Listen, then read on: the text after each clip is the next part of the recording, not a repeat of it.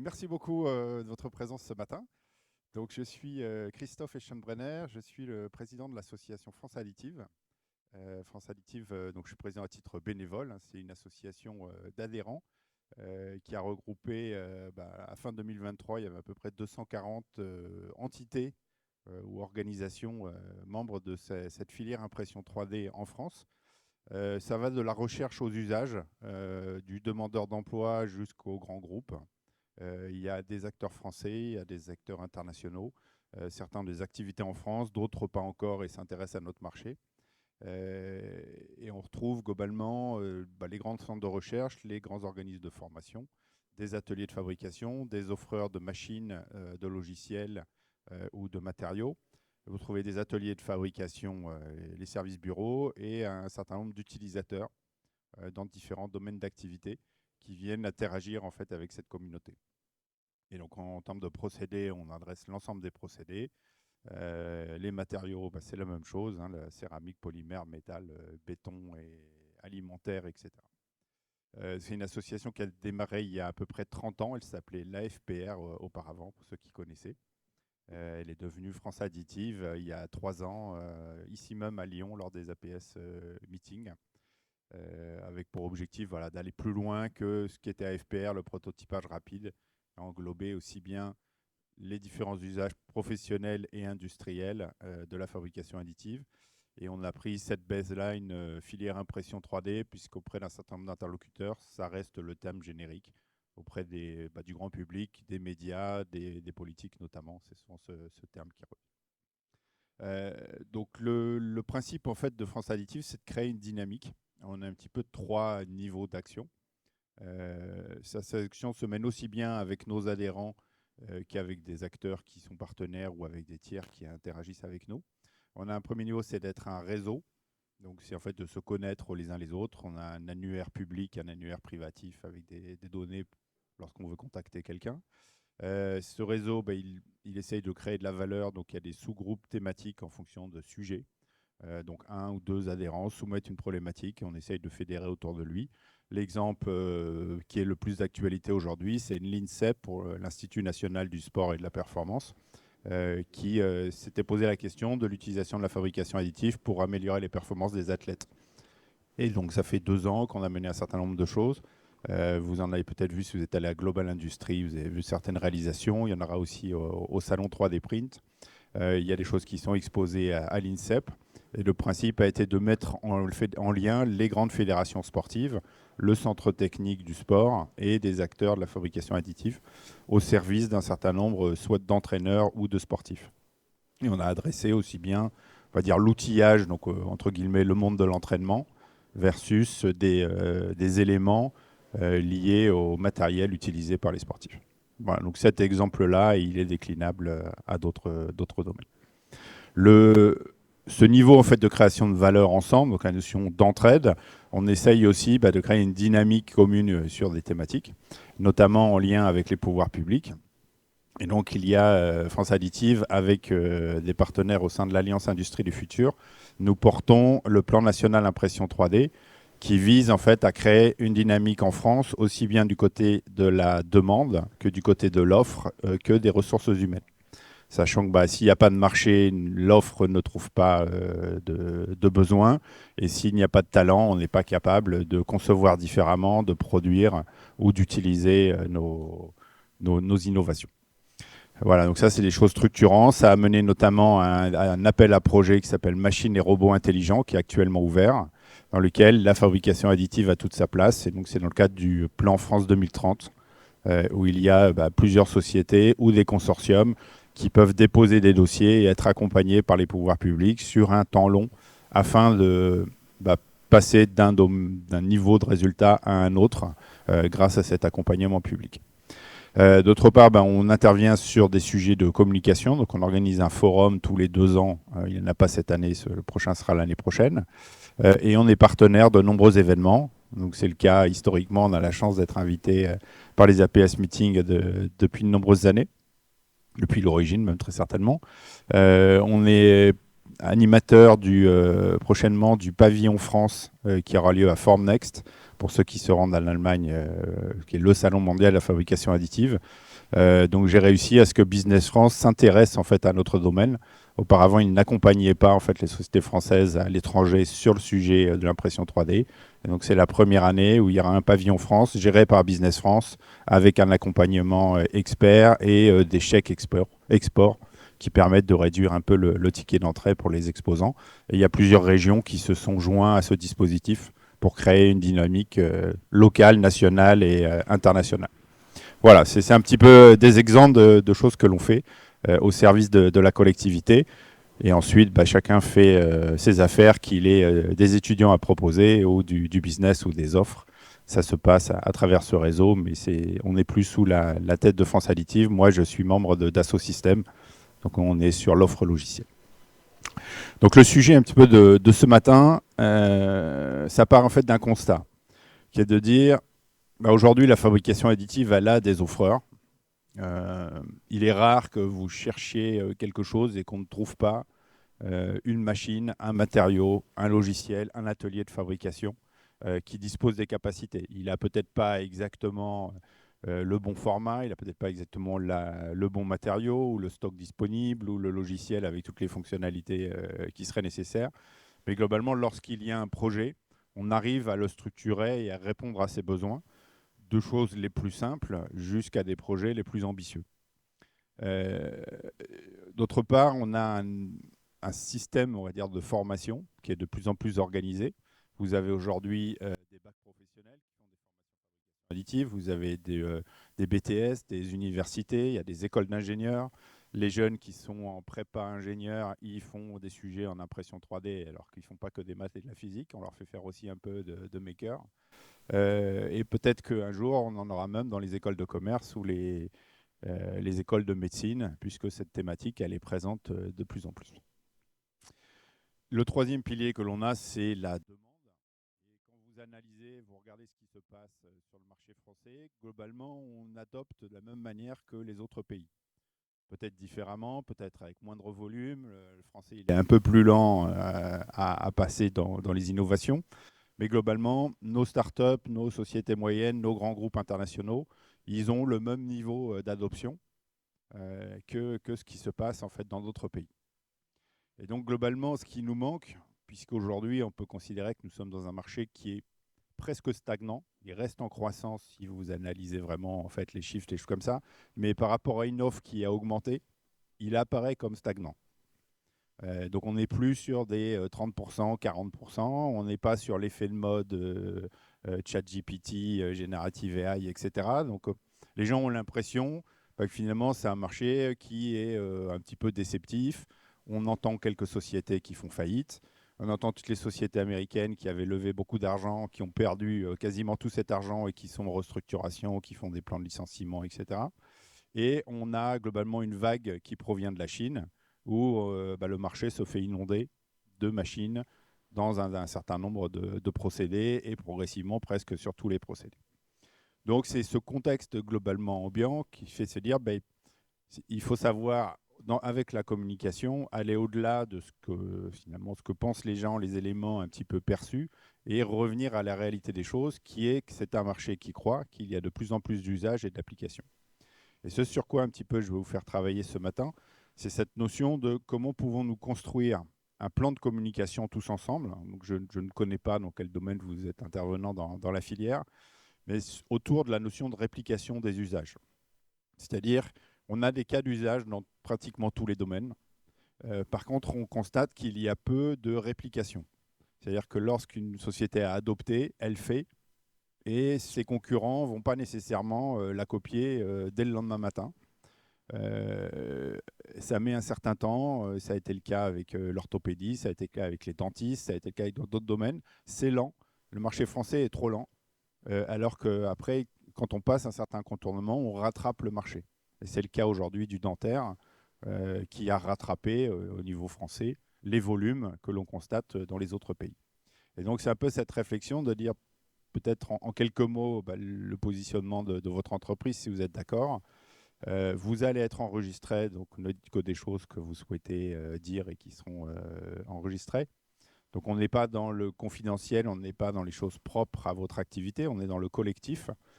Qu'est-ce que l'on pourrait faire et qu'est-ce qui vous semble possible par rapport à votre vision des choses et de votre positionnement dans la filière en termes de co-construction? Et je vais vous donner juste un exemple comme ça à titre indicatif. Nous, chez Dassault Systèmes, eh bien, on est en train d'implanter, c'est une information qui est maintenant publique, la société ASICS sur en fait un service de chaussures personnalisées.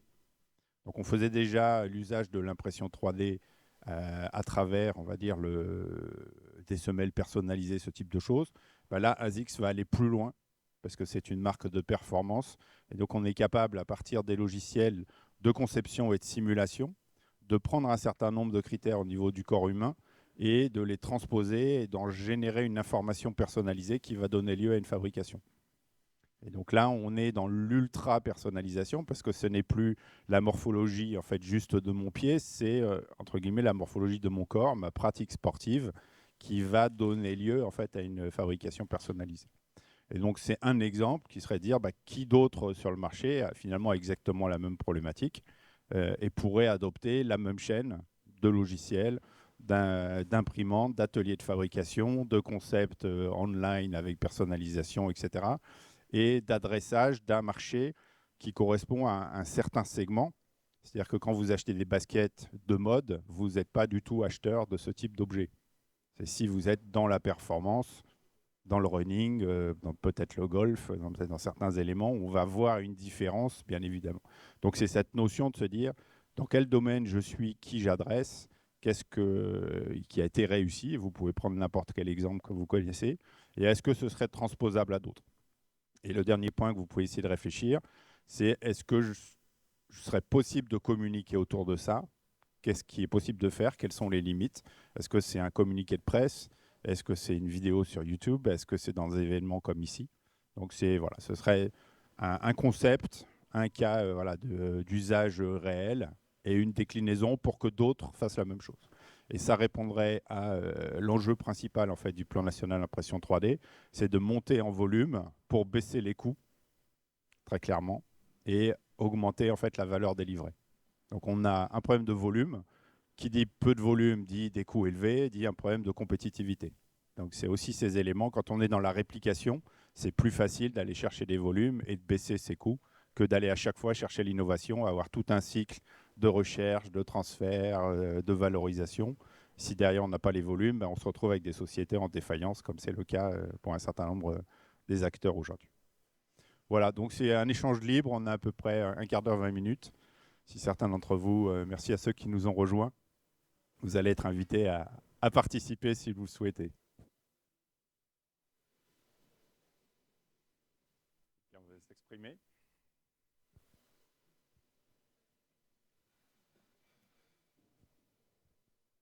Allô? Oui. J'ai plutôt une question en fait qu'une explication parce que je suis tout à fait nouvelle dans le domaine de la 3D. Ma société fabrique des machines en 3D. Et ce que j'ai pu voir après avoir visité quelques salons, c'est qu'on a des acteurs dehors, en fait, des producteurs, des fabricants, qui ne savent pas qu'on existe et qui n'ont pas de solution parce que ces solutions ne sont pas proposées. Alors, la première chose que je me demande, c'est comment mettre en contact effectivement les acteurs, les fabricants, avec les fabricants de 3D. Et là, à mon avis, il y a pas mal de travail à faire. J'étais à Berlin il y a 2 semaines et c'était le sujet principal en fait de discussion, c'est l'adoption du 3D. Et si vous avez des cas, c'est bien, mais comment les propulser, comment les communiquer vers des producteurs qui ne savent pas qu'on existe en fait. Voilà. Donc je sais pas, beaucoup d'idées. Voilà, exactement. Et au niveau de la communication, social media, ça aide beaucoup, mais il y a aussi de la prospection à faire sur le terrain, à mon avis, pour communiquer.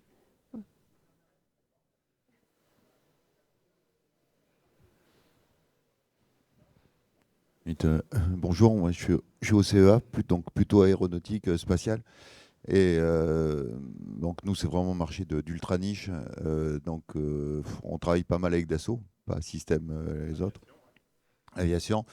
Et en fait, la communication, on le fait un peu entre nous, parce que globalement, des gens qui adressent ça, il y en a trois quatre entreprises.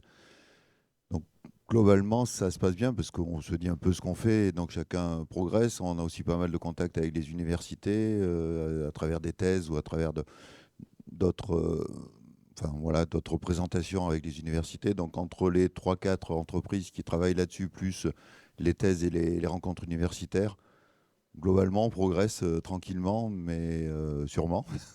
Donc, franchement, nous, enfin, voilà, c'est pas, on n'a pas exactement le même problème qu'il peut y avoir dans le plus grand Je vous public, dirais, quoi. si vous regardez sur LinkedIn, regardez le nombre d'emplois de gens qui recherchent, Ouais. techniciens information Ouais. supérieure, qui ont fait un BTS, impression 3D, qui n'ont Ouais. pas de travail aujourd'hui. Ouais, Donc mais la c'est JTOD l'entre-soi limite trop voilà. le marché en fait. Il est normal, hein, parce que en Ouais. plus c'est technique, vous Et êtes puis dans en des plus, sujets bon, experts, c'est voilà, normal, hein. voilà. Donc, Mais on cherche à aller au-delà de ça en fait. voilà. Donc pour l'instant, voilà, Je comprends, ouais. on est plutôt là-dedans. Ça se passe bien, mais Oui, non, voilà. Mais mais bon, après, voilà, on peut-être. satisfait des besoins, il y a des domaines Voilà. d'appropriation. La chance que l'on a aujourd'hui avec notamment le secteur de la défense, c'est qu'on est malheureusement dans un contexte géopolitique qui fait qu'il y a explosion des volumes. Donc moi, au titre de France Additive, je copilote un groupe de travail économie de guerre avec la Direction générale de l'armement. Donc il y a vraiment une prise en compte en fait de la fabrication additive pour faire monter les volumes et les capacités de la supply chain dans le domaine du militaire. Par contre, si vous voulez, si vous restez sur ces quelques grands noms, il faut descendre après vers les cabinets d'études qui vont designer les pièces. Il faut descendre vers les sous-traitants des sous-traitants. Oui, Et c'est le volume, nous, voilà, le tout à nombre de fait. pièces qu'on adresse et la technologie et la technicité, c'est pas les mêmes que la défense. Enfin, c'est pas la même défense, quoi. Ouais, Donc, je comprends. Tout à fait. Bah, merci en tout cas. Alors nous, on travaille dans le spatial, donc on a un peu la même problématique. C'est qu'on on n'a pas de volume, quoi, ou très peu. Donc on subit un peu le reste du marché, quoi. Donc on va pas pouvoir beaucoup vous aider Alors, est-ce que vous n'avez pas sur ce l'impression que vous avez sujet-là. beaucoup plus de volume qu'avant? Non. Non, en ce moment, honnêtement, c'est tout le contraire. Ouais. Il y a une forme de manque de compétitivité de la technologie qui fait qu'on perd de plus en plus de trade-off contre les technologies classiques. C'est-à-dire que la compétitivité pêche, quoi, en fait. C'est-à-dire que pour vous, les autres technologies continuent de progresser et presque plus vite Ouais, et donc créent. c'est ça. D'accord. Il y a eu là, on va dire, l'enthousiasme des early adopters, comme on dit, dont on a fait partie. On était dans les pionniers qui ont mis des pièces en orbite. Et puis maintenant, ça se tasse, en fait. Il n'y a plus cette notion de nouveauté qui fait que notre management est prêt à, on va dire, à pousser cette technique par rapport à d'autres. Maintenant, on est traité comme les autres technologies et on perd les trade-offs parce qu'on n'est pas assez compétitif. Oui, jusque-là, c'est normal, hein, en fait. Donc, c'est tristement normal, ouais. Oui, tout à fait. Alors moi, j'étais chez En Alstom avant métal, hein, d'être. ouais, je parle Ouais. du métal. Hein, J'étais chez on n'a pas Alstom d'application avant en Dassault polymère. Systèmes, j'avais la même problématique. Mm. Et aujourd'hui, il y a eu un poste, je crois, hier, ils sont à 150 000 pièces installées dans les trains, quoi. Donc c'est pour ça que je vous dis, il y a quand même des choses qui se font progressivement. Ouais. Pourquoi on parle de l'espace? Parce qu'on n'a jamais parlé autant du New Space. Il y a quand même beaucoup plus de lanceurs. Il y a tout, et la plupart de ces micro-lanceurs, entre guillemets, utilisent beaucoup la fabrication additive. Donc je pense que votre marché, il augmente en fait en fabrication additive. Je peux comprendre ce que vous évoquez Nous, sur on les est sur les satellites. satellites, donc la Ouais, notion de lanceur, c'est vrai que c'est pas. et je pense que du côté des lanceurs, par contre, ici, je ne sais pas si la société AirPro, vous pouvez la voir, ils ont plusieurs clients dans ce domaine. Tu es là, tu pourras dire. On voit ces marchés en fait qui se sont étendus un petit peu effectivement, mais c'est clair qu'on est dans de la concurrence. Vous avez Ouais, raison. tout à Ouais. fait. C'est pour ça que Après, je vous évoquais le coût. ouais, du Aujourd'hui, côté satellite, en fait, compétitivité, on n'aura pas de volume sans baisse des coûts. c'est ça. C'est exactement, par exemple, ce qui nous empêche de les utiliser sur des constellations potentiellement. C'est la notion de petite série compétitive en coût. Ah, très intéressant. Ok. Et c'est le coût pour vous, il est du côté de la machine, du côté des matériaux. Il est où pour vous le frein en termes de coût? Ok. Compétitivité globale. Bonjour à tous. En fait, moi, je suis peut-être plus proche de. Ouais. Ouais, là c'est mieux. Je suis vraiment un peu à l'écart parce que je suis plutôt dans la recherche et développement. Et moi, ce qui m'intéresserait plus, c'est avoir des petites séries et de pouvoir tourner avec et de pouvoir explorer diverses possibilités. Typiquement, moi, je suis chez AptiSkills. Donc, c'est une société de recrutement. On travaille aussi dans le BTP, mais aussi dans tout ce qui est les matériaux innovants. En fait, ce qui nous intéresse, c'est de pouvoir avoir, par exemple, des éprouvettes en béton fibré et de pouvoir tourner sur des petites séries pour essayer d'optimiser, pour avoir des propriétés les plus adéquates. Donc on voudrait avoir la machine qui nous permet la conception en 3D, la fabriquer sur place, avoir notre série, tester, échanger notre recette. Et donc moi, ce qui m'intéresserait, ce serait plutôt d'avoir ma propre machine et de pouvoir tourner par exemple sur un composite particulier, donc un mélange entre un polymère, de la fibre différente, et d'avoir mon éprouvette pour pouvoir la tester. Et pour ensuite essayer d'avoir de la recommandation ou avoir. D'accord. Donc c'est un peu ce que vous dites. Vous essayez d'aller vers vraiment quelque chose de plus, la grande série. Non, pas nécessairement, mais en fait, votre cas est réplicable. Bah après, C'est ce on que je veux dit dire. Vous essayer voyez. de En fait, on répliquer. peut vous prendre et communiquer sur vous, de regarder Mais comment même vous nous, dites. enfin, on a ce problème-là Voilà. de communiquer. Finalement, c'est trouver- réplicable à d'autres laboratoires de R&D qui font la même chose et qui pourraient devenir des clients de notre filière, en fait. Bah, en fait, on ne sait pas vraiment communiquer. Enfin, on parlait tout à l'heure des réseaux sociaux, mais faire un post à droite à gauche, est-ce qu'on va vraiment sur la bonne cible? Est-ce qu'on va vraiment toucher les bonnes personnes qui vont venir nous contacter et ensuite essayer de monter quelque chose? Dans quel terme essayer de parler? Est-ce qu'il y a vraiment quelque chose de normalisé pour pouvoir parler de façon très... Oui, tout à fait. C'est le cadre de la communication. Effectivement, On c'est le sait sujet que- qu'on a avec l'agence de communication. L'engouement est déjà passé, mais on sent aussi que on essaye d'essayer vraiment de l'adopter, de le faire sur place et de faire que ce soit un usage fréquent. Et c'est pas si simple que ça. D'accord.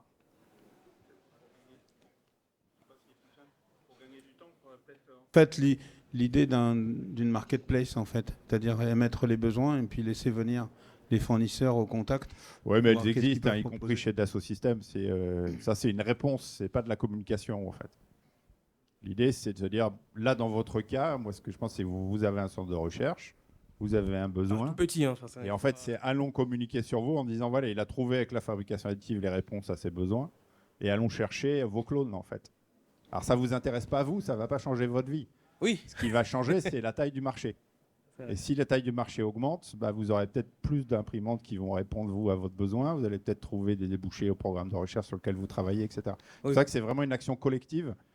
C'est de prendre des cas d'usage transposables à d'autres. Ce n'est pas un intérêt propre. L'intérêt, il est indirect. on n'arrive pas trop à agréger en fait. Je comprends. C'est pour ça mais c'est le rôle de France Additive qui est un statut national et associatif. Nous, on n'est pas à but lucratif. Donc, on a intérêt à finalement répondre au plus grand nombre. On n'est pas dans le business, on n'est pas dans le salon, on n'est pas dans la raconte d'affaires. Ça, c'est des métiers spécifiques, c'est des services qui vous sont proposés. Est-ce que, comme j'en parlais tout à l'heure, est-ce qu'il n'y a pas quelque chose qui est lié aussi au techno? Est-ce qu'il n'y a pas plus de choses à faire ou faisables ou plus faciles à faire dans le domaine des polymères que ça l'est dans le domaine du métallique où, pour être un ancien Thales, évidemment, on s'intéressait au métallique, beaucoup moins au polymère de mon côté, et ce qui est le cas de beaucoup d'autres grandes sociétés, grands groupes, avec des applications de technologie bien supérieures, mais dans des domaines qui sont quasiment inabordables pour des sociétés plus petites, alors qu'en fait, dans le domaine des polymères, il y a beaucoup de choses faisables, et il y a encore, à l'opposé, alors qu'on envoie des satellites avec des pièces depuis longtemps en fabrication additive, à l'opposé, il y a encore des gens qui ont des besoins et qui ne savent pas qu'ils pourraient les résoudre avec la Ouais, fabrication tout à fait. additive polymère. Et c'est là qu'on a un gros problème, c'est qu'on a un écartèlement qui est assez scandaleux, puisqu'on n'arrive pas à atteindre certaines personnes qui ont de réels besoins et des réels retours sur investissement à faire. OK. D'autres personnes? Bonjour, moi je travaille chez Somfy en fait, donc plutôt impression plastique que métal. Nous, ce qu'on voit dans l'approche, c'est plutôt des gens qui ne connaissent pas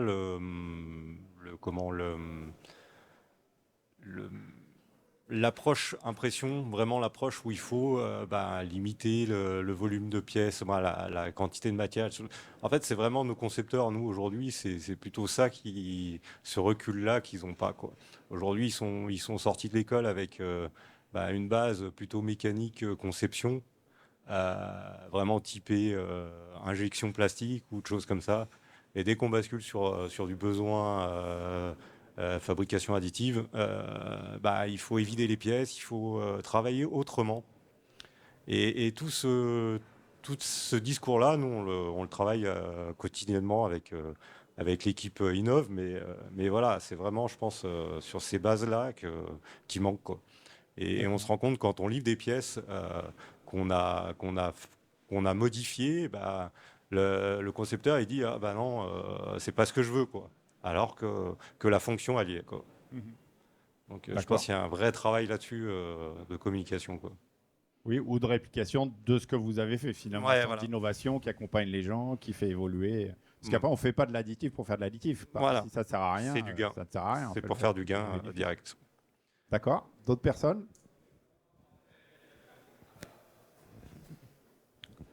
Bonjour. Alors, mon nom est Fad Chaoui. J'ai travaillé pendant plus de 10 ans dans la fabrication additive chez EOS, donc un des leaders du marché, polymère et métal. Et aujourd'hui, je me positionne comme consultant accompagnateur de start-up qui ont des solutions innovantes à forte valeur ajoutée. L'idée, ce n'est pas justement de répliquer ce qui s'est fait dans le passé, à savoir arriver avec des machines qui ont certains avantages, certes, et certaines limites dans le process, mais plutôt de partir de besoins marchés qui existent ou qui, du moins, n'ont pas pu être servis dans le passé parce qu'il y avait ces contraintes-là et ces challenges, ces verrous. Donc aujourd'hui, j'ai identifié une première société qui permet de justement lever certains verrous et d'aller directement vers des applications et des segments. Et je pense que justement, on devrait changer d'approche. On devrait plutôt aller chercher les volumes et les applications et pousser les fabricants à d'abord prioriser leurs procédés, leurs matières dans cette direction-là. Et non pas arriver avec des technologies qui, certes, ont quelque chose de révolutionnaire, de nouveau, mais qui, au final, ne répondent pas économiquement. Tiré par les applications plutôt que poussé par les offres, en fait. Absolument.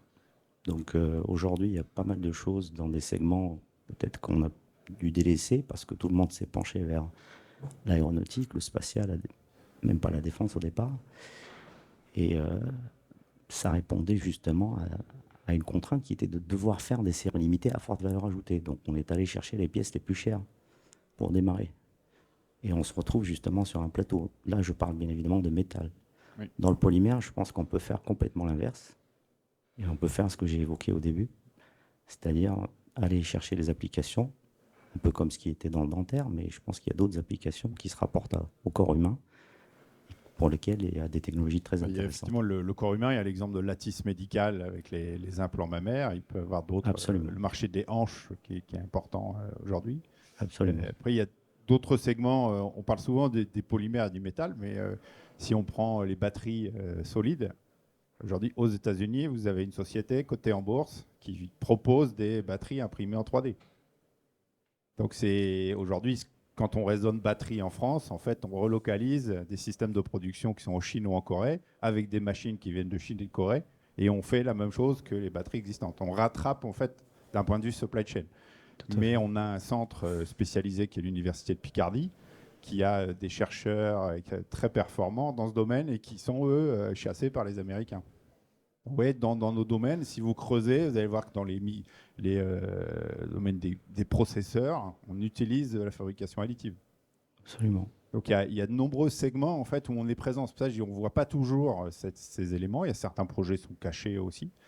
Mais on peut se dire parfois, est-ce que finalement répliquer ce que font déjà les Chinois et ils vont baisser tous les prix, finalement, ce n'est pas un moyen de ne pas résoudre ce qu'on a cherché à faire sur les panneaux solaires. En fait. Et on se retrouve dans une situation 10 ans après qu'il n'y a plus un constructeur européen qui fait des panneaux solaires. Et on a ce risque-là avec les gigafactories, parce qu'on refait la même chose que les autres. En fait. Alors, une des idées, et je m'arrêterai peut-être après là-dessus, c'est vous avez évoqué les écoles de commerce. Je pense que ça peut être un angle de tir, si je peux me permettre. C'est les acheteurs, en fait. Voilà. Les acheteurs, et même, je pense qu'aujourd'hui, il y a pas mal d'écoles de commerce qui pensent innovation. L'innovation n'est pas une invention. L'innovation est au final un positionnement de quelque chose d'unique et le positionnement économique. Et aujourd'hui, on s'est tous penchés d'un point de vue technique et scientifique à la fabrication additive, mais je crois que l'innovation, l'autre pendant de l'innovation, manque aujourd'hui. Et si on pousse un peu la thématique dans les écoles de commerce, peut-être qu'on va équilibrer un peu le positionnement. En France, on a beaucoup de créativité. Et là-dessus, je pense Sur le marketing. Voilà, Ouais, absolument. très intéressant. Voilà. Peut-être encore 1 ou 2 interventions et puis on va clôturer. Il nous reste combien de temps, Philippe? Quelqu'un d'autre veut s'exprimer? Tu as bien des exemples, là. Bonjour. Bonjour.